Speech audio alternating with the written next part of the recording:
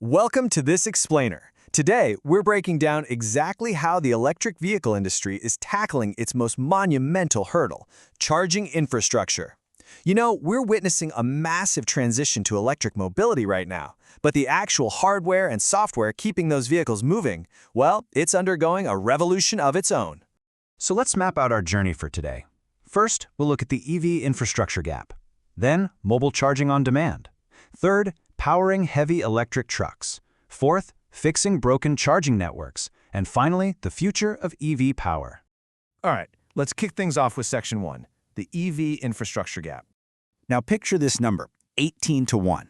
At the end of 2022, there were roughly 18 electric vehicles for every single public charging port in the US.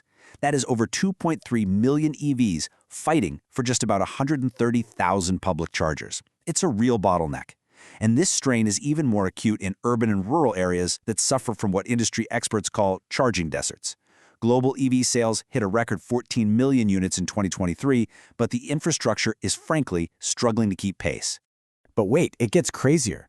Notice the massive gap between what operators claim and what drivers actually experience.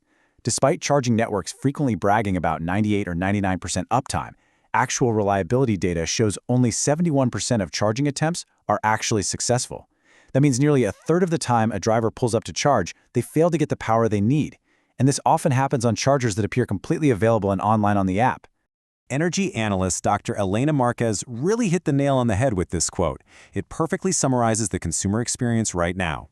The fear of being stranded is absolutely the single greatest barrier to EV adoption today.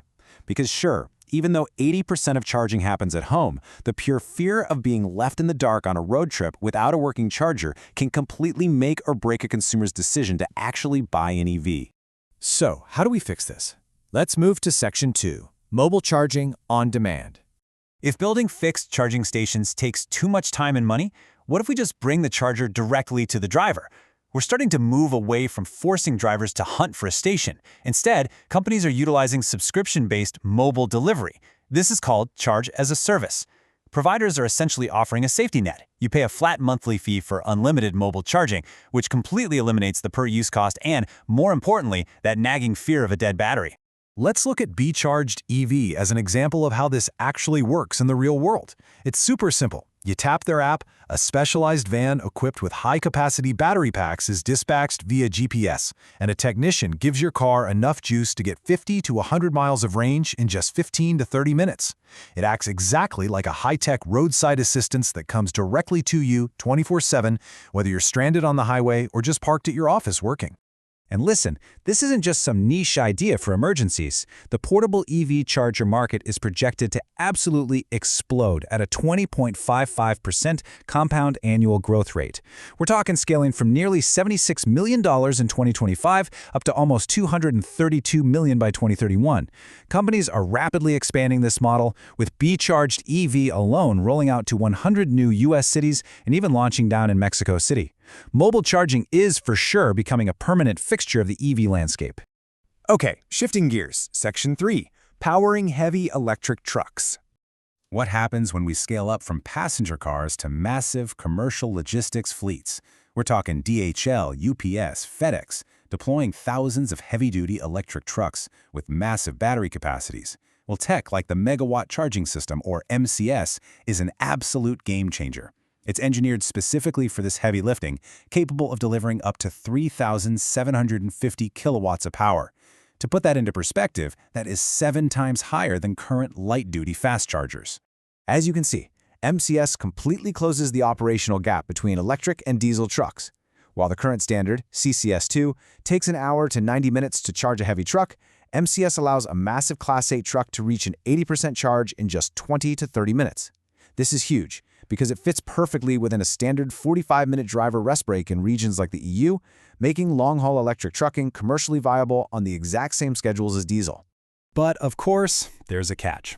Plugging in a megawatt charger is essentially like plugging in a small factory.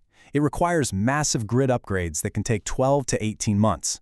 Since fleet operators literally can't wait that long, depots are getting smart. They're using on-site battery energy storage systems.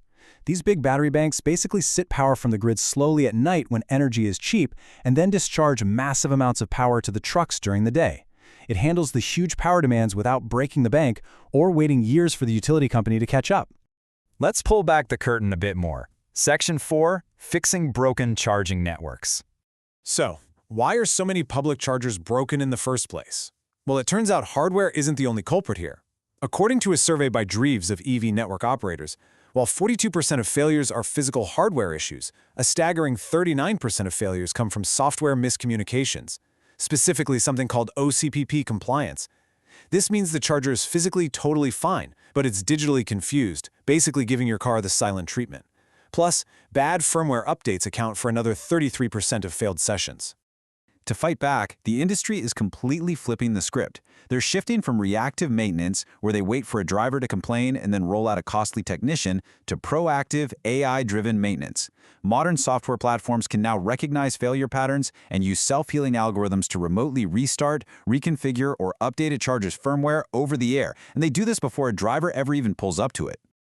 Remember that misleading 99% uptime metric we talked about earlier? Yeah, top operators are abandoning it entirely. Instead, they're measuring success using FTCSR, or First-Time Charge Success Rate. This literally just measures, can a driver pull up, plug in, and successfully complete their charge on the very first try? Yes or no? It's the only true measure of return on investment and customer satisfaction, because every failed session is lost revenue and a damaged reputation. Let's bring all of this together now. Section 5, the future of EV power. Here's what you really should take away from this explainer today. We are witnessing a massive structural shift in how we deliver energy for transportation. To bridge the gap while stationary chargers are being built, mobile charge as a service is solving that dreaded consumer range anxiety. For commercial logistics, megawatt charging and on-site batteries are bringing heavy trucking to parity with diesel. And on the back end, AI-driven, self-healing software is turning a fragile network into a highly reliable, proactive ecosystem. So, let me leave you with this question to ponder. If the energy grid doesn't just dictate where you can go, but can actually come directly to you wherever you are, how will that alter how you travel?